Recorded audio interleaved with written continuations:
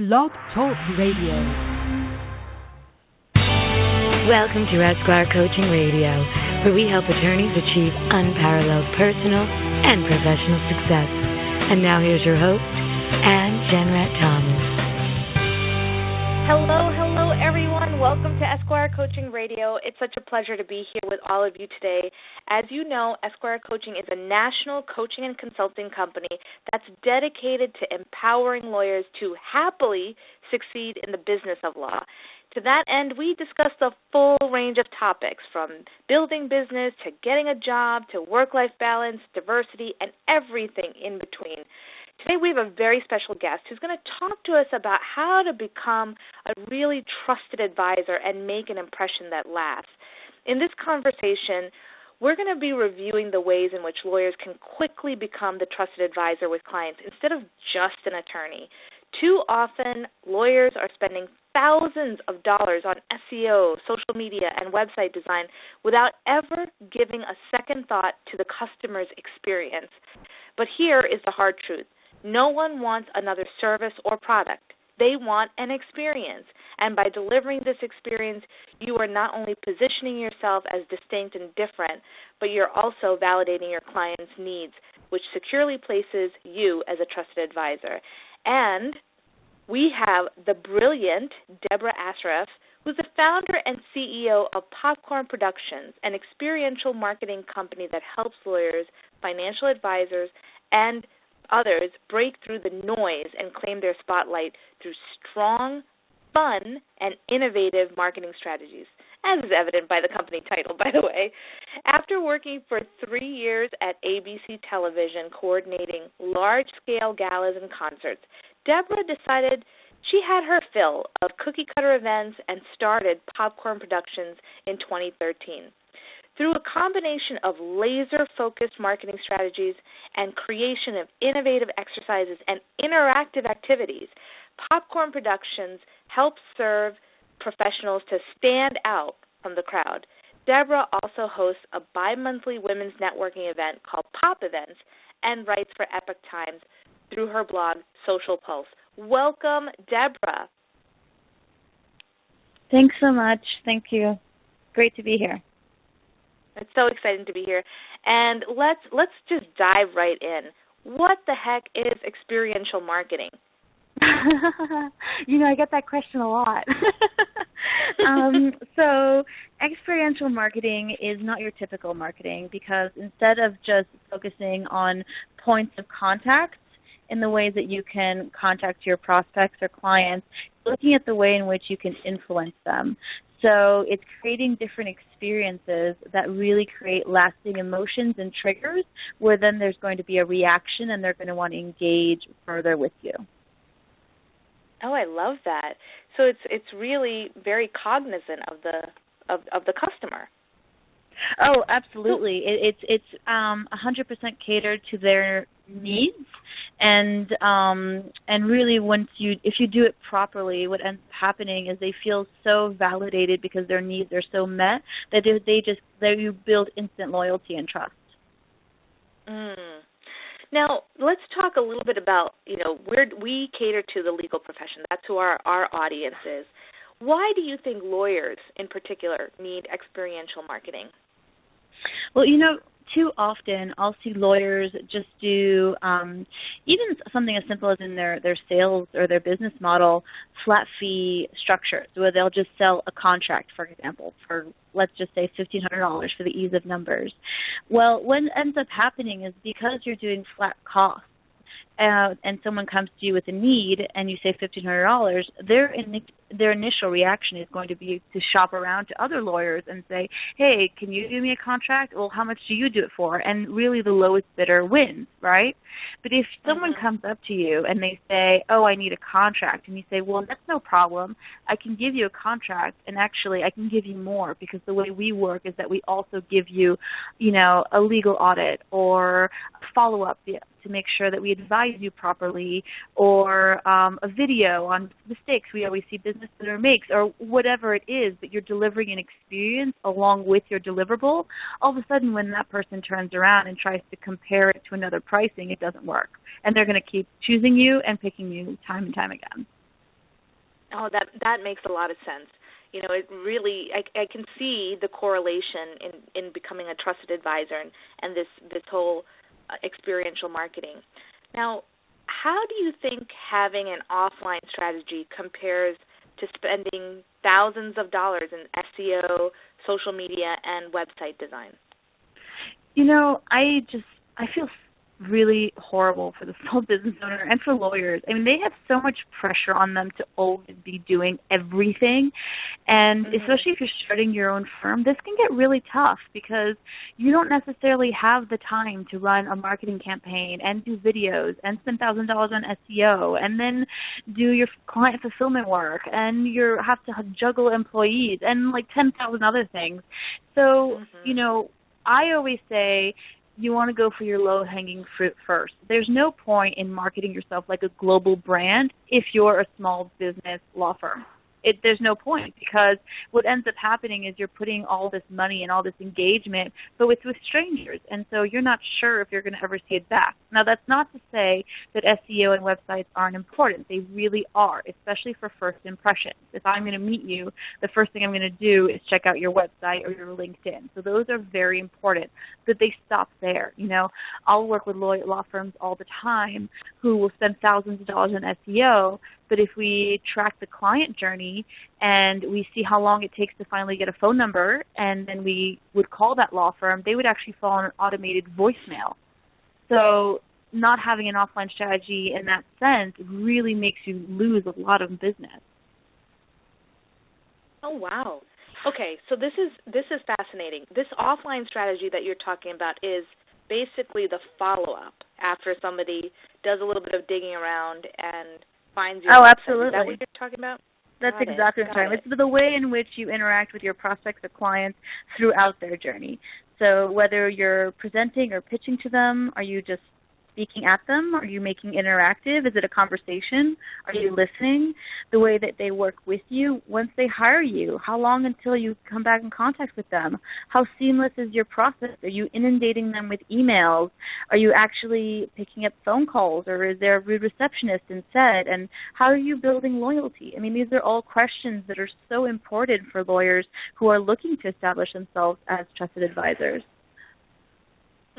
I love it. I love it. And, you know, we've had a lot of guests come on the show and talk about social media and website and all of these other components, which I think are important, like you mentioned, but no one has to date come here and talked about offline strategy. You know, what happens once you get them into your funnel, so to speak. How do they feel? Yeah. And that's really where your business lies. It's not going to be in the one-time transaction. It's going to be making you a trusted advisor for them, and then all of a sudden they send you their kids and their uncles and their friends and everyone in the world, because they trust you so much, they all of a sudden want to share you with everyone else they love and value in their life. You really are brilliant at this, you know, just listening to how you're talking. How did you come up with this concept, and how did you learn about the importance of experiential marketing? Well, I come from a media background, as you shared. So I was at ABC Television, and I already saw the gap within my own organization when I was there. We would have meetings when no one was on the same page. There was no point person. Everyone was always making their own decisions and then shuffling backwards in order to catch up. And that was a huge problem. And then I would be putting together these large concerts and seeing a huge discrepancy between what the audience was seeing and experiencing and what the show actually was. So there was no interaction there either. So for me, you know, I realized that understanding how to engage with an audience, whether it be clients or a brand or actual audience members, is crucial to anyone at these days, because there's just too much noise out there. And you hear it every day. Everyone complains about too many emails, too many advertisements, too many things to do. There's just too much noise. You want to know how to break the noise? Start a conversation. Listen. Makes a lot of sense. That's all you got to do. Makes a lot of sense. That's true. Now, you know, before this interview began, you and I were talking, and you mentioned how you hear from the young lawyers that you work with very often. They say things like, you know, they don't know how to establish themselves as experienced if their clients are constantly reminding them of how young they look. What are your thoughts on that? Absolutely. For some reason, I come across this very often, and, I think that establishing yourself within the first 3 minutes of being present with someone is incredibly important. So you don't want it to be all about you ever. But having said that, you do need to establish your professionalism and your experience so that people understand who they're in front of. So any big case, if you have a success story, I would start with that. Those are always great way of showing the way in which you work. If you have an international office, I would of course mention that. I would mention even the school that you went to or where your experience comes from, or maybe some prestigious clients that you have. Anything that really on a social marker really puts you up so that people understand that, oh, this person is at a very high level and I should absolutely shut up and listen now. Mm-hmm. Now, are you talking, when you said the first 3 minutes, are you essentially talking about an elevator pitch, or is this something different that you're talking about? No, like in meetings. So if you're meeting a client, a lot of the situations that I've come across where lawyers are reminded that they're too young is in meetings where they're meeting prospective clients. So for that, I always advise establish yourself within the 5 minutes, first 3 to 5 minutes, and then it's all about asking the right questions. That's all it is. Your client wants to know that you are there for them. And in the end, if you are a small law firm, you've got the upper hand because you're not going to hand this down to a junior assistant who's going to work on it and work its way back up to you with higher fees and, frustrate your client. You're going to devote yourself to them, and they love that. That's what clients want. So the more you cater around them, the more you ask questions and understand what they really need and why they are really there. Because I bet you it's way beyond just a contract, the more you're securing them to become a client. So, talk to us a little bit about branding. What does branding have to do with all of this? It has to do with some of it and none of it. It's complicated. When it comes to the experiential, you need to know what you're about because you need to know what kind of feelings you're trying to trigger, right? So for that, you absolutely need to know your branding. And there's a misconception that branding is all about, your website or your logo. It's really not. Branding is knowing your messaging. It's knowing your core values. It's knowing your target audience. And it's knowing who you cater to. Those are all very strong DNA strands in a business, and I recommend everyone knows those. And then when it comes to my job, which is creating those experiences and those touch points for your clients, then, branding is very important because we want to, of course, always be on brand. So if you're a small boutique firm, you want to make sure you're always branding yourself as a small boutique firm. You don't want to one day be a small boutique firm and then pretend the next day that you only do healthcare law, for example. That consistency is so important. And one thing that we always encourage our clients in taking a branded approach and being cognizant of it is that at some point the brand starts to speak for itself. It starts to sell for you because you become known as, like you said, this boutique firm or an IP firm or just a really, go-getter in a particular field. Is that your experience? Yeah, that's absolutely my experience. Consistency is key, and when it comes to experiential branding, it's really putting that branding into action. A lot of the times, other than packaging, we'll also do startup kits, which are cool things that you can actually give to your clients when they sign up with you that are not just a folder or a pen or something boring that no one's going to use. We'll create actual activities you can do with your clients so that you really understand their deeper motivations, their goals, what they're trying to achieve in life. Which, again, goes back to becoming a trusted advisor, which is so important. We'll do interactive activities that get people in your office because a lot of the times I hear, well, how do I get them in my office? I meet people all day long, but how do I get them in my office? Well, you got to offer them something that they want. You can't just create a need for a contract. I completely agree. And, what's interesting is what we're finding is that too often many of the lawyers that we come across want to still hang on to a prestigious, like a separation, like an image that separates them away from their clients. And I think in some ways that actually can hurt you. It prevents individual clients from being able to really get to know you and see you as a trusted advisor. Now, I absolutely agree. You agree with that? Now, what about how does Popcorn Productions work with lawyers, your company? So we are on a retainer basis. We work on a 12-month contract, but we only ask for a 90-day minimum, and then it's month to month, no hard feelings if someone cancels. And we ask for those 90 days because we're really looking to build a relationship. A lot of the time, we become the marketing department for these law firms. And, we're 100% implementation. So any idea that we come up with, we're also responsible for implementing, which is a huge task. So that's really why, the 90 days is there, because we're building a relationship with them and they're building a relationship with us.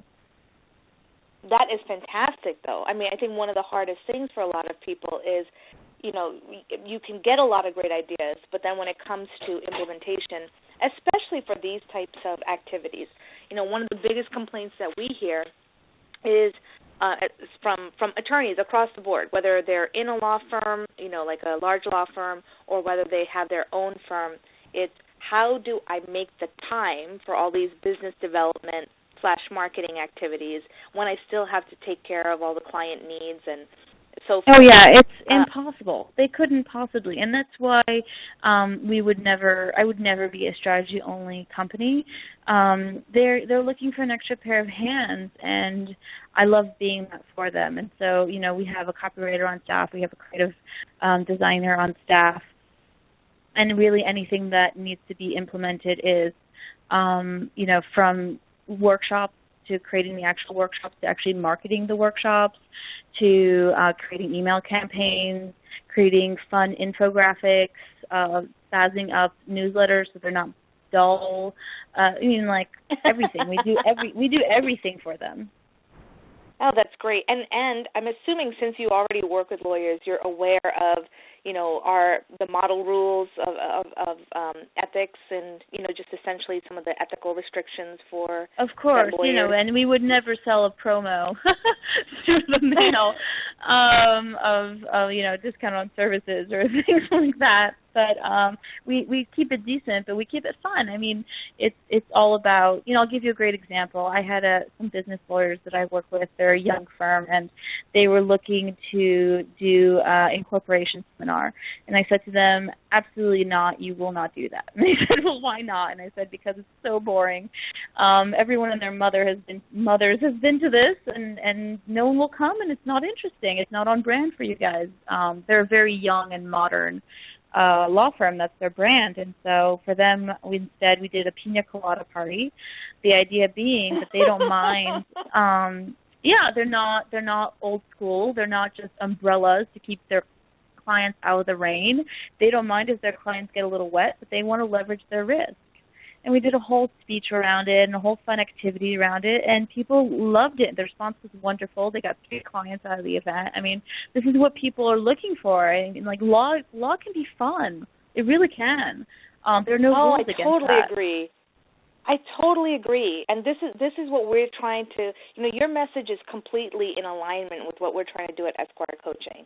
I think that this is so many lawyers. I don't know if you know this, but the statistics are outrageous when it comes to unhappy lawyers and depression and the use of other substances just to be able to numb out, and deal with their lives. And I think a lot of that has to do with the fact that people have lost authenticity, and what you're talking about is really being able to bring some authenticity back into the legal field and be more passionate as a result. 110%. It's really about following your gut. And that's why I will never convince anyone to work with me. Like the lawyers who work with me are lawyers who've already had an inkling that this is what they want to do. They've had that little voice in the back of their head saying, well, couldn't we do this a little bit different? It doesn't seem right. Or I've always been meaning to try something new, but I'm not sure how to go about it. These are the people who kind of creep out of the shadows and say, well, I don't really want to follow the breadcrumbs and do it like everyone else. I want to try something different, and I applaud them for their courage, and I have fun helping them do that. I love it. I love it. I'm going to open up the lines to our listeners. If you have a question for Deborah, if you want to talk to her directly, now is the time to call in. Please call 347-838-8719 and press 1 to get in the line. That's 347-838-8719 and press 1. So while we're waiting to see if anybody calls in, I wanted to ask you, Deborah, in your opinion, what's the number one marketing advice? Marketing advice. Okay. This is one and it's not just for lawyers, but it's definitely applicable for lawyers. Don't do something that you don't like to do. If you are not an email kind of person, don't send out a newsletter. Like, if your heart's not in it, then don't do it, because no one else will enjoy it.